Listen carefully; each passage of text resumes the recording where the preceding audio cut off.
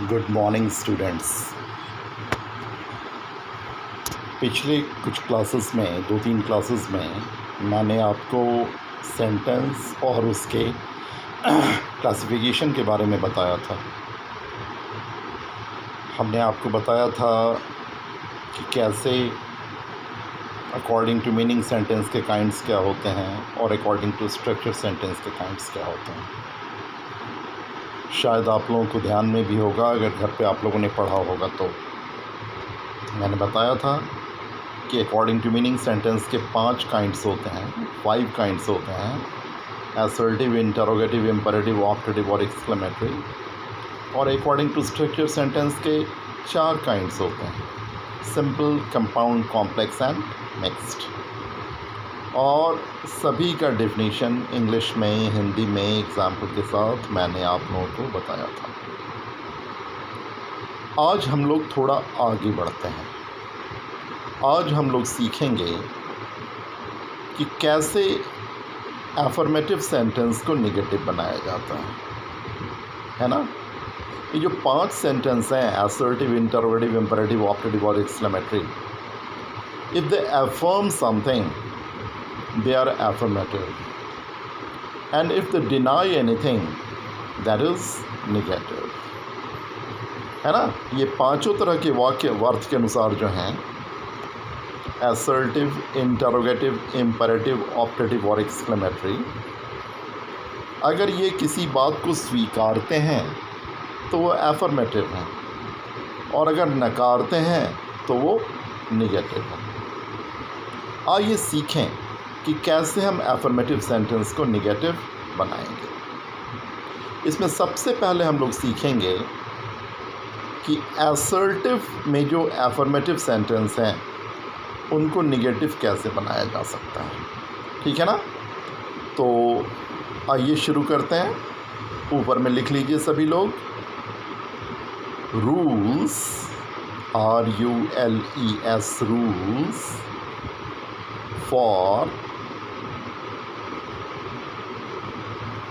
Rules for changing, CHANGING, affirmative, AFFIRMATIVE, sentences into negative, NEGATIVE। ठीक है ना। यानी एफर्मेटिव सेंटेंस को नेगेटिव कैसे बनाया जाता है, इसके नियम के बारे में हम आपको बताएंगे।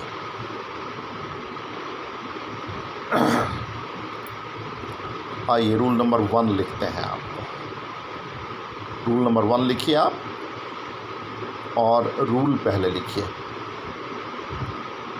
If we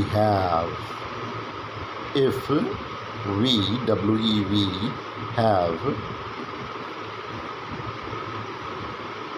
one auxiliary verb, one auxiliary, AUXILIARY, auxiliary verb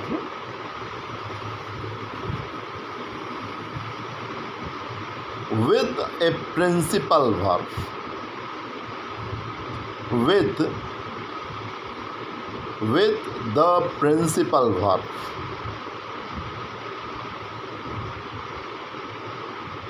in an assertive, A capital दीजिएगा, ASSERTIVE, assertive, ब्रैकेट में कर दीजिएगा affirmative, AFFIRMATIVE, affirmative, bracket close कीजिएगा, sentence, comma, we make it negative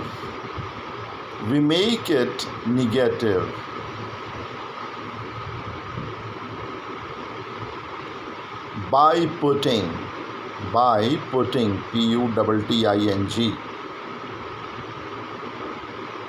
not,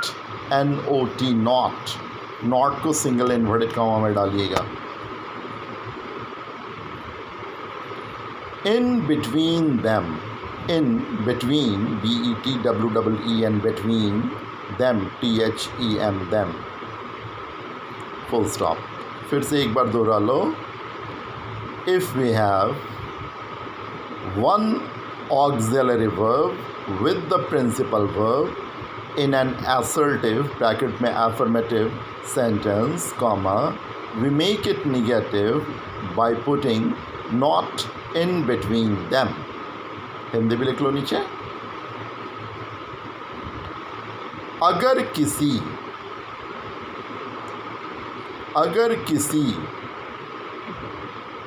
assertive bracket में कर दीजिएगा affirmative वाक्य में प्रधान क्रिया के साथ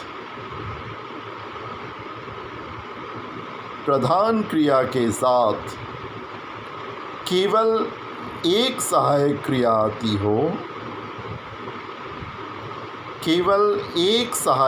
आती हो तो ऐसे वाक्य को निगेटिव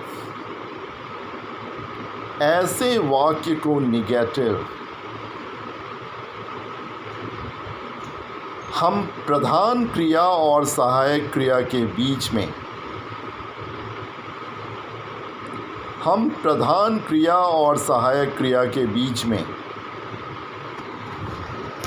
नॉट का प्रयोग करते हुए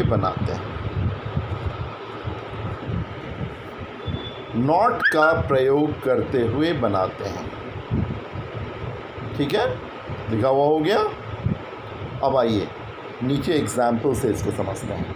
अब देखिए एक सेंटेंस हम लिखवा रहे हैं आपको. He is writing a letter. He is writing WRITING writing a letter LETTER full stop. अब देखो ये असर्टिव सेंटेंस है ना, ये असर्टिव सेंटेंस है और ये एफर्म कर रहा है तो ये असर्टिव एफर्मेटिव सेंटेंस है. समझ रहे हैं ना, ये स्वीकार रहा है कि वह एक पत्र लिख रहा है तो ये असर्टिव एफर्मेटिव है ना. हमें बनाना है इसको निगेटिव. कैसे बनाएंगे? अब देखो इस सेंटेंस में इज़ जो है वो ऑक्सिलरी वर्ब है और राइटिंग प्रिंसिपल वर्ब है. नियम क्या कहता है? कैसे बनाएंगे इसको निगेटिव? इन दोनों के बीच में नॉट का प्रयोग करते हुए. ठीक है ना, इन दोनों के बीच में नॉट का प्रयोग करते हुए. तो he is writing a letter का निगेटिव क्या हो जाएगा? He is not writing a letter. Rule को फॉलो करा ना. Example, in this very sentence we have one auxiliary verb with the principal verb, and the rule says that we make such sentences negative by putting not in between them, and here we have put not in between auxiliary and principal verb. ठीक है, clear? आइए एक और example लेते हैं. He has या you have finished the work. You have finished the work. ये भी असर्टिव सेंटेंस है, ये भी असर्टिव अफर्मेटिव सेंटेंस है. इसमें भी एक ऑक्सिलरी वर्ब है, कौन? हैव, और एक प्रिंसिपल वर्ब है फिनिश्ड. तो इसे निगेटिव कैसे बनाएंगे? ऑक्सिलरी और प्रिंसिपल वर्ब के बीच में नॉट का यूज़ करेंगे.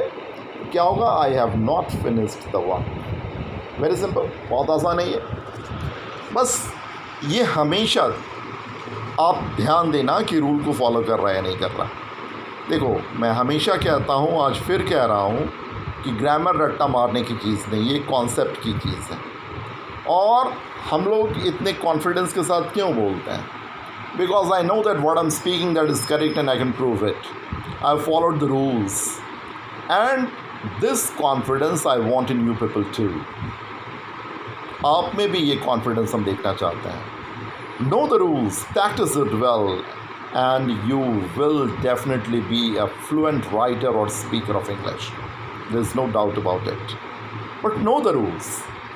These rules put confidence in you. And I want to see that confidence in you people. तो इस तरह से पहला जो रूल है उसको हम लोगों ने इंग्लिश में, हिंदी में एग्जाम्पल से जाना। अब आइए रूल नंबर 2 लिखिए इसमें। चलिए शुरू करते हैं। If we have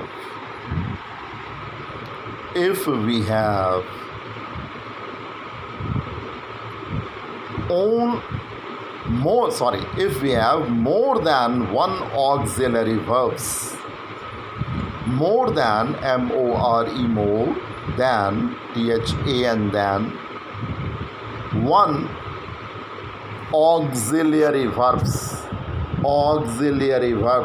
A-U-X-I-L-I-A-R-Y, auxiliary verbs in an assertive, bracket में दे दीजिएगा affirmative sentence, comma, we make it negative,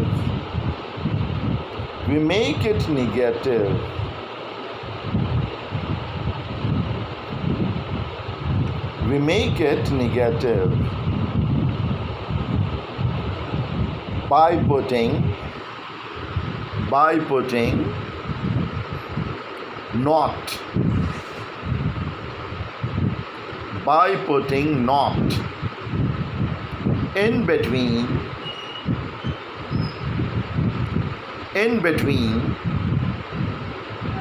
the first and second auxiliary verb, in between the first and second auxiliary verb। ठीक है, फिर से दोहरा लो एक बार। If we have more than one auxiliary verb in an assertive affirmative sentence, we make it negative by putting not in between the first and second auxiliary verb। ठीक है, आइए हिंदी में लिख लेते हैं नीचे। अगर किसी assertive, ब्रैकेट में दे देना affirmative, वाक्य में एक से ज़्यादा सहायक क्रिया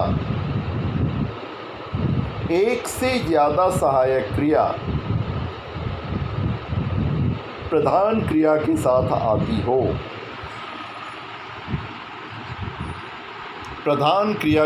आती हो, तो ऐसे वाक्य को निगेटिव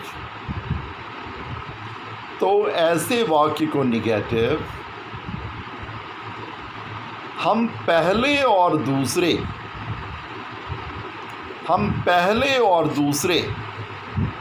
सहायक क्रिया के बीच में नॉट का प्रयोग करते हुए बनाते हैं। ठीक है, एक बार फिर से दोहरा लो। अगर किसी assertive, ब्रैकेट में affirmative वाक्य में एक से ज़्यादा सहायक क्रिया प्रधान क्रिया के साथ हो, तो ऐसे वाक्य को नेगेटिव हम पहले और दूसरे ऑक्सिलरी वर्ब के बीच में नॉट का प्रयोग करते हुए बनाते हैं। ठीक है, आइए एग्जाम्पल देखते हैं।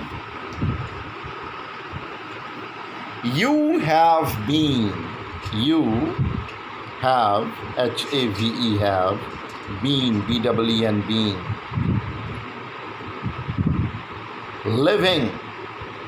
living, L-I-V-I-N-G, living, here HERE here, since 2004, 2004. You have been living here since 2004. ठीक है, आइए देखते हैं इस सेंटेंस को। अब देखो, इस सेंटेंस में दो ऑक्सिलरी वर्ब हैं, पहला है हैव और दूसरा है बीन, और प्रिंसिपल वर्ब है लिविंग, LIVING, लिविंग। तो हम देख रहे हैं कि इसमें दो ऑक्सिलरी वर्ब यानी एक से ज़्यादा ऑक्सिलरी वर्ब है प्रिंसिपल वर्ब के साथ। तो नियम क्या कहता है, कैसे बनाएंगे इसको निगेटिव? पहले और दूसरे ऑक्सिलरी वर्ब के बीच में नॉट का प्रयोग करते हुए। ठीक है, पहले और दूसरे ऑक्सिलरी वर्ब के बीच में नॉट का प्रयोग करते हुए हम इसे निगेटिव बनाएंगे। आइए बनाते हैं। यू हैव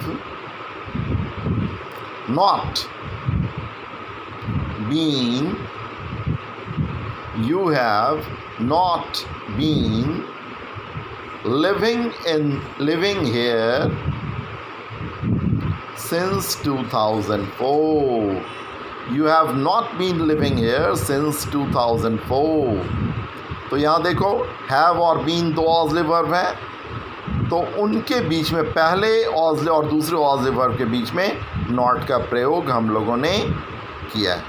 तो नियम का पालन किया है, तो इस तरह से ये निगेटिव बनता है। अब एक और एग्जांपल लेते हैं जिसमें दो से भी ज़्यादा ऑक्सिलरी वर्ब हैं सेंटेंस में प्रिंसिपल वर्ब के साथ। लिखिए नीचे दूसरा example, I shall have been, I shall have been going to Delhi, I shall have been going to Delhi, है ना। ये फ्यूचर परफेक्ट कॉन्टिन्यूअस टेंस का सेंटेंस है। और देखो, इसमें तीन ऑक्सिलरी वर्ब है, शैल हैव बीन और गोइंग प्रिंसिपल वर्ब है। नियम क्या कहता है, पहले और दूसरे ऑक्सिलरी वर्ब के बीच में नॉट का यूज़ करेंगे। तो पहला क्या है ऑक्सिलरी वर्ब, शैल, दूसरा क्या है हैव। तो यहाँ पे शैल और हैव के बीच में नॉट का यूज़ होगा। ऐसा नहीं कि आप, है ना, हैव और बीन के बीच में नॉट का यूज़ कर देंगे, तो वो गलत हो जाएगा। नियम क्या कहता है, पहले और दूसरे ऑक्सिलरी वर्ब के बीच में नॉट का यूज़ करता हुआ। तो क्या बनेगा इसका negative, I shall not have been going to Delhi, I shall not have been going to Delhi. ठीक है, इस तरह से हम लोगों ने दो रूल एफर्मेटिव सेंटेंस को नेगेटिव बनाने का सीखा। इसको जितनी प्रैक्टिस करोगे उतना परफेक्शन आएगा, है ना। फ्रांसिस बेकन ने कहा भी है कि practice makes a man perfect. अभ्यास ही किसी व्यक्ति को पूर्ण बनाता है, और अभ्यास अगर आप नहीं करोगे तो फिर बातें नहीं बनेंगी, है ना। संस्कृत में भी एक श्लोक है, शायद आप लोगों ने पढ़ा होगा कि करत करत अभ्यास के जड़मति होत सुजान, रसरी आवत जातते सिल पर पड़त निशान। शिल मतलब क्या, शिला, शिला मतलब पत्थर। तो आप लोगों ने देखा होगा गांव में कुएं वगैरह में पानी खींचने में क्या होता है, जो पत्थर होता है खींचते खींचते रस्सी से उस पर भी निशान पड़ जाते हैं। तो जब पत्थर पे निशान पड़ सकता है, तो आपके दिमाग पर निशान क्यों नहीं पड़ सकता। लेकिन इसके लिए क्या करना पड़ेगा, आपको अभ्यास करना होगा। ठीक है, उम्मीद करता हूँ ये दोनों रूल समझ गए होंगे। आइए तीसरे रूल की तरफ आगे बढ़ते हैं हम लोग। लिख डालिए पहले तीसरा rule, if we have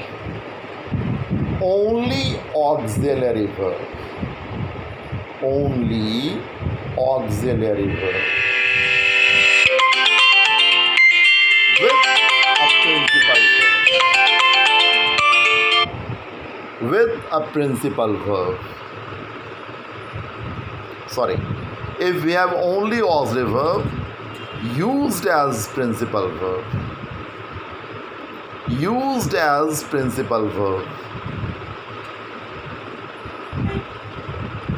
in an assertive, bracket में कर दीजिएगा affirmative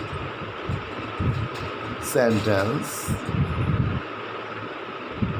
comma, we make it negative, we make it negative by putting no oblique not, no oblique not just after the auxiliary verb, just after the auxiliary verb. ठीक है ना, just after the auxiliary verb. Hindi में लिख लो इस चीज़ को, अगर किसी assertive bracket में affirmative वाक्य में केवल सहायक क्रिया हो जो प्रधान क्रिया का काम कर रही हो, जो प्रधान क्रिया का काम कर रही हो, तो ऐसे वाक्य को नेगेटिव, ऐसे वाक्य को negative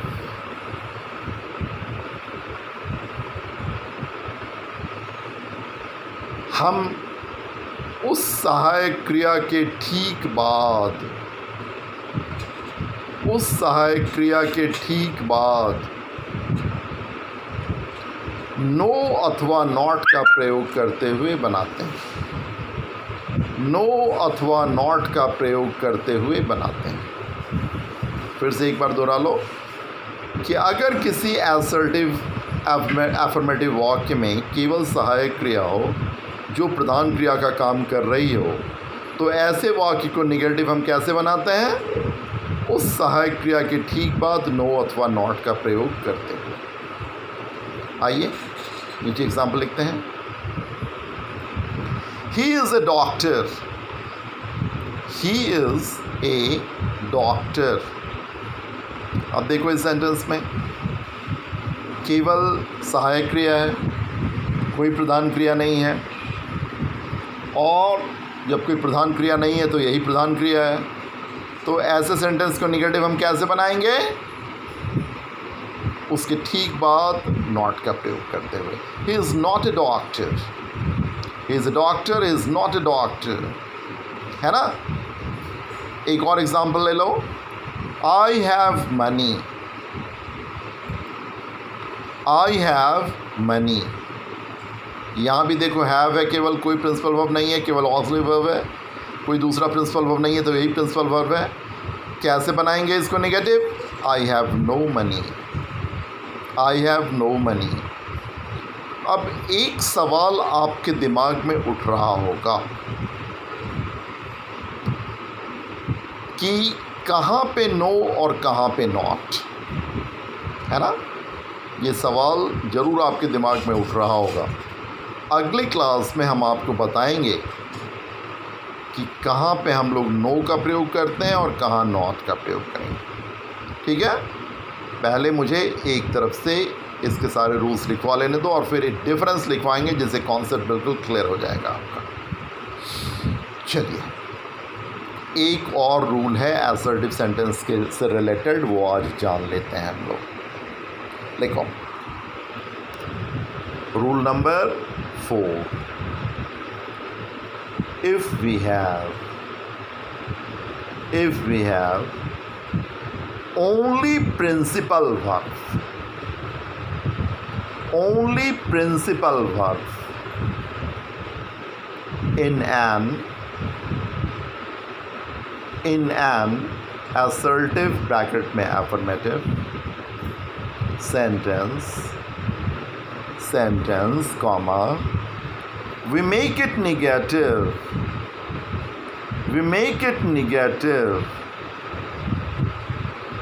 by using the following structure,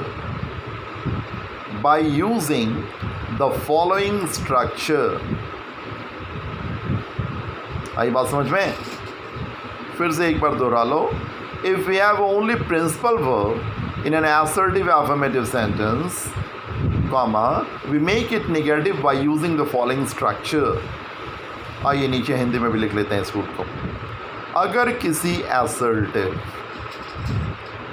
bracket में affirmative दे देना, वाक्य में केवल प्रधान क्रिया हो तो ऐसे वाक्य को निगेटिव हम निम्नांकित बनावट का प्रयोग करते हुए बनाते हैं. हम निम्नांकित बनावट का प्रयोग करते हुए बनाते हैं. आइए नीचे वो बनावट, वो स्ट्रक्चर लिख डालिए. वो स्ट्रक्चर है subject plus do oblique does oblique did plus not plus V1 plus others. फिर से एक बार स्ट्रक्चर दोहरा लो. Subject plus do oblique does oblique did plus not plus V1 plus others. एक बात ध्यान लीजिएगा आप लोग कि V1 के केस में हम डू का प्रयोग करते हैं, V5 के केस में हम डज का प्रयोग करते हैं और V2 के केस में हम डिड का प्रयोग करते हैं और फिर नॉट का प्रयोग करते हैं और V1 V2 V5 सभी V1 में बदल जाते हैं, है ना. तो स्ट्रक्चर ठीक से लिख लिया आप लोगों ने. Subject plus do oblique does oblique did plus not plus V1 plus others. आइए अब एग्जाम्पल से देख लेते हैं इस चीज़ को. पहला example, I like you. I like you. इस सेंटेंस में देखो ये असर्टिव सेंटेंस है, ये असर्टिव अफर्मेटिव सेंटेंस है. इस सेंटेंस में आप देखो केवल एक प्रिंसिपल वर्ब है, कोई ऑक्सिलरी वर्ब नहीं है. तो इसको इस स्ट्रक्चर के तहत बनाएंगे और प्रिंसिपल वर्ब केवल है और V1 का प्रयोग किया गया. तो अभी मैंने आपको बताया कि ऐसे कंडीशंस में हम डू का प्रयोग करेंगे. तो सबसे पहले स्ट्रक्चर में क्या है, सब्जेक्ट है. सब्जेक्ट क्या है इस सेंटेंस में, आई लिख दिया. और फिर स्ट्रक्चर में है डू डज डिड. चूँकि V1 है तो हम लोग डू का प्रयोग करेंगे, डू लिख दिया. फिर नॉट का प्रयोग किया और फिर V1 जो है वो V1 भी रह जाएगा, है ना.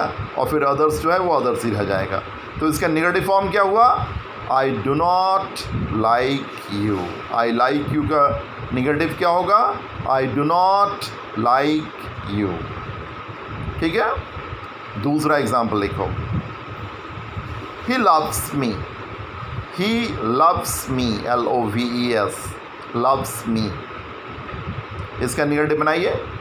चलिए पहले सब्जेक्ट लिखते हैं ही और फिर इस बार हम देख रहे हैं कि V5 का प्रयोग किया गया है, V2 या V1 का प्रयोग नहीं किया गया, V5 का प्रयोग किया गया. S और ES लगाकर V5 बनता है, इतना तो मालूम है आप लोगों को. तो फिर यहाँ पे डज का प्रयोग करेंगे, है ना.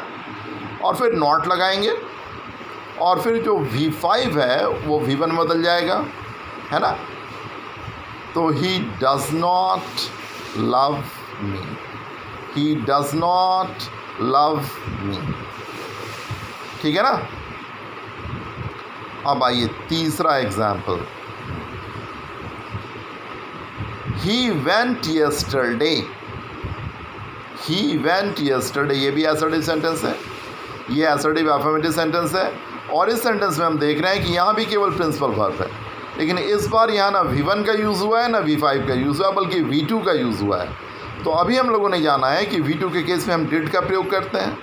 तो सबसे पहले सब्जेक्ट लिखेंगे यहाँ पे ही और फिर डिड का प्रयोग करेंगे क्योंकि अफर्मेटिव सेंटेंस में V2 का यूज़ किया गया है. तो ही डिड, फिर नॉट लगाएंगे, स्ट्रक्चर में नॉट है और फिर वेंट का V1 करेंगे. आपको मालूम है गो वेंट गॉन, तो वेंट का V1 क्या हो जाएगा, गो. और फिर अदर्स जो है वो रख देंगे. तो ही वेंट यस्टरडे का क्या होगा negative, he did not go yesterday. ठीक है ना, he did not go yesterday. इस तरह से से नेगेटिव सेंटेंस बनाने का हम लोगों ने 4 रूल जाना। बाकी रूल्स आप लोगों को नेक्स्ट डे बताएंगे। Thank you.